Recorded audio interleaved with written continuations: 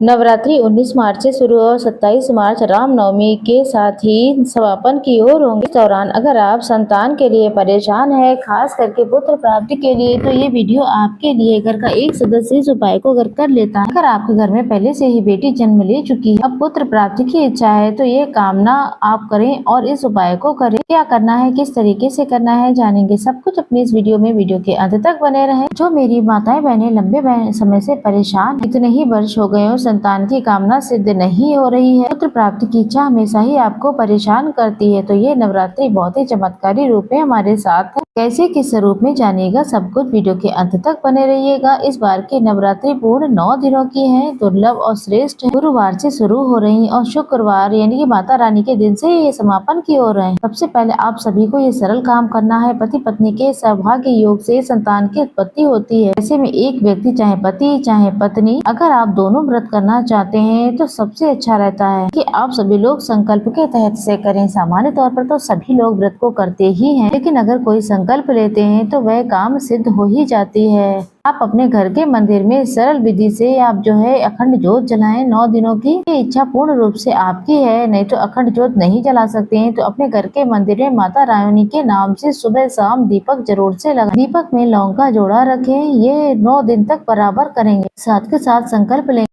अपने दाहिने हाथ में अक्षत और पुष्प लेकर, और संकल्प लें आप रोज 9 दिन तक करेंगे। और संकल्प लेंगे दाहिने हाथ में अक्षत और पुष्प लेकर अपना नाम गोत्र बोलकर माता रानी के 10 महाविद्याओं और 9 स्वरूपों का ध्यान करें, कुल देवी का ध्यान करें और कहें, हे माता रानी, इस नवरात्रि के इन 9 दिनों में भले ही आप नवरात्रि के व्रत निर्जला रहें या फलाहार रहें या फिर शाम को अन्न के साथ रहें, लेकिन आपको संकल्प लेकर पुत्र प्राप्ति की इच्छा के तहत अगर आप संकल्प लेते हैं, प्रार्थना के तो एक नियम के तहत, कामना के तहत, इस तरीके से अगर आप व्रत करते हैं तो आपका व्रत सफल हो ही जाता है। तो अक्षत और पुष्प हाथ में लेकर अपना नाम गोत्र बोलकर, माता रानी, मैं पुत्र प्राप्ति, संतान प्राप्ति के लिए व्रत कर रही हूँ, इसे सफल करें। ऐसी प्रार्थना करते हुए संकल्प ली हुई वस्तु सारी चीजें माता के चरणों में छोड़कर पूरे 9 दिनों के व्रत करें। भले ही संभव हो तो दोनों करें। मात्र एक व्यक्ति भी अगर संकल्प के तहत व्रत करता है तो लाभ मिलता है। वहीं आप एक उपाय और है जो कि आप घर में रहकर जरूर से करें। एक नारियल ले लीजिएगा।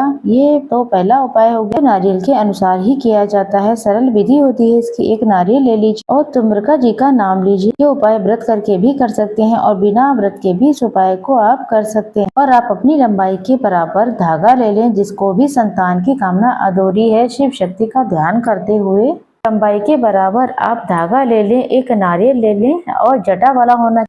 वही नारियल पर स्वास्तिक बना लें। धागा जो लंबाई के बराबर नापा है, मौली वगैरह जो भी धागा है, उस मौली को जो है आप नारियल पे लपेट लें। आप जाएं सीधे शिव मंदिर में। संतान कामना सिद्ध हो नवरात्रि के दिनों में और तुम्रका जी का नाम लेकर छोड़कर चले आइए। ये दूसरा उपाय आपको कर लेना है, बहुत ही सरल विधि। तीसरा उपाय है, एक नारियल लीजिएगा आप। ये उपाय आप पहले दिन करें या दूसरे दिन करें। एक नारियल लीजिए, आप घर के मंदिर में साधारण सरल तरीके से नारियल पर एक स्वास्तिक बना लीजिए। ये उपाय आप पहले दिन कर सकते हैं, दूसरे दिन कर सकते हैं।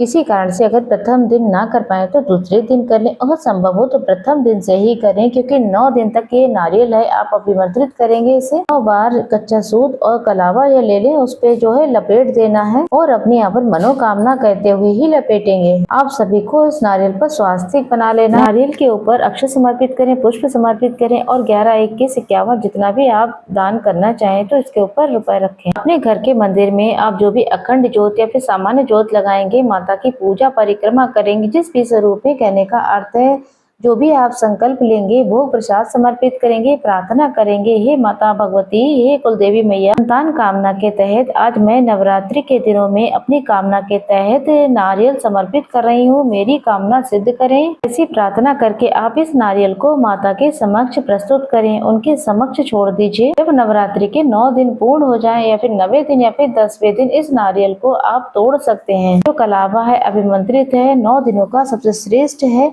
आप उसे गले में धारण कर सकते हैं, हाथ में पहन सकते हैं, आप उसे तिजोरी में भी रख सकते हैं, इच्छा आपकी है। अगर ऐसा ना कर पाए, इस धागे को संभाल कर तिजोरी में ही रख दें और नहीं तो मंदिर में भी संभाल कर रख सकते हैं। आपने 9 बार कलावा नारियल पे लपेटा था, उसे संभाल कर रख ले। ये मनोकामना का धागा है। नारियल जो है उसे प्रसाद के रूप में पति पत्नी को, सबसे पहले उस नारियल को पुरुष तोड़ेंगे, महिलाएं नहीं तोड़ेंगी। मनोकामना का नारियल है। नारियल का एक हिस्सा सबसे पहले आप कन्या को प्रसाद के रूप में ग्रहण कराएं। दूसरा हिस्सा माता को भोग में समर्पित करेंगे। तीसरा हिस्सा पति पत्नी दोनों मिलकर संतान की कामना के तहत सबसे श्रेष्ठ प्रसाद है, जो कि अभिमंत्रित है 9 दिनों का। इसे पुत्र प्राप्ति की इच्छा, संतान प्राप्ति की इच्छा के तहत व्रत खोलते समय खा लेते हैं, फिर 10वीं वाले दिन इसे खा लेते हैं तो निश्चित तौर पर ये आपकी कामना सिद्ध हो जाती है। तो करके देखिएगा, बहुत ही सरल सा उपाय है। चाहे तो पहला तुम्रका जी का नारियल वाला उपाय वो करें, इसे मंदिर में छोड़कर आए। बहुत ही सरल उपाय है, सिद्ध उपाय है, कोई भी व्यक्ति कर सकता है। आप दूसरा उपाय भी कर सकते हैं, जो कि नारियल मंदिर में ही, अपने घर के मंदिर में ही चढ़ाने का है। आपने 11, 21, 51 जो रुपए निकाले हैं उसे कन्या पूजन जब करेंगे, ब्राह्मण हो या किसी भी कन्या को, 9 वर्ष से कम की बच्ची को आप दक्षिणा के रूप में वह रुपए जो निकाले हुए हैं तो उसे दान के स्वरूप में दे दें। इतना सिद्ध उपाय है, आपको लाभ जरूर मिलेगा। पुत्र प्राप्ति के तहत इस उपाय को आप कर सकते हैं। बहुत सारे उपाय है कि चैत्र नवरात्रि के दिनों में किए जा सकते हैं, आप किसी भी दिन भी कर सकते हैं। एक उपाय जो है लौंग की माला का है, जो कि उम्र के अनुसार किया जाता है। जैसे आपकी उम्र है 30-35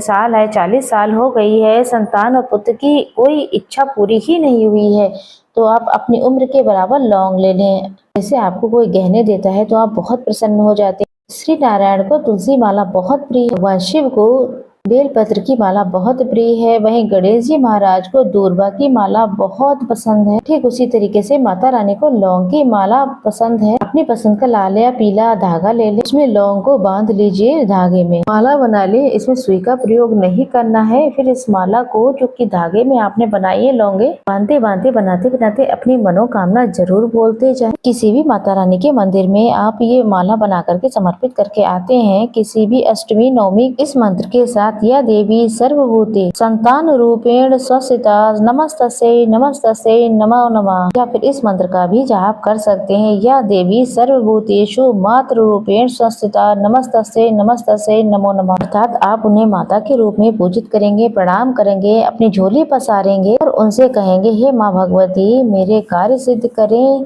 पुत्र प्राप्ति के योग बनाए। तो निश्चित तौर पर आपकी कुंडली में 5वां ग्रह जो संतान का होता है मजबूत होगा और आपके सभी कष्ट मिट जाएंगे। चैत्र नवरात्रि में एक उपाय और कर सकते हैं, आपको सर्वश्रेष्ठ रूप से आपको बताते हैं। मिट्टी के शिवलिंग बना लेने हैं, अगर 2 नहीं बना पाते तो 1 बना ले। जैसे कि वैष्णो देवी में गुरुजी कहते हैं माँ भगवती पिंडी के रूप में वास करती है। आप पिंडी रूप में मिट्टी के या फिर किसी भी तरीके से गमले में अपने शिवलिंग बना ले। एक शिव और एक शक्ति है। अगर आप एक शिवलिंग आपके घर में है, दूसरा आपने मिट्टी का बना लिया है, तो एक साथ किसी एक दिन पूजित कीजिएगा। 2 दीपक लगाइएगा, दोनों पर अक्षत चंदन पुष्प समर्पित करें। अब जो माँ दुर्गा के नाम से जिन्हें माना है, उसमें 9 फूल लाल रंग के समर्पित करें। जो मिट्टी का शिवलिंग बनाया है उन पर, जो कि वैष्णो देवी के स्वरूप में है, उसमें 9 लाल रंग के पुष्प चढ़ाएं और 5 सफेद पुष्प चढ़ाएं। शिवलिंग रूप में आपने पहले ही आपके घर में मंदिर में शिवलिंग है। जब विधि विधान से आपका पूजन हो जाए, प्रार्थना करें और कहें, हे वैष्णो माता, हे महादेव, मुझे संतान पुत्र की कामना अधूरी है, इसे पूरी करें। आप सभी को झोली फैलाकर मन्नत मांगनी और जब दीपक ठंडे हो जाए तो पर वहाँ पर विसर्जित कर दे। नवरात्रि के किसी भी दिन आप इस उपाय को कर सकते हैं, आपको लाभ मिलेगा।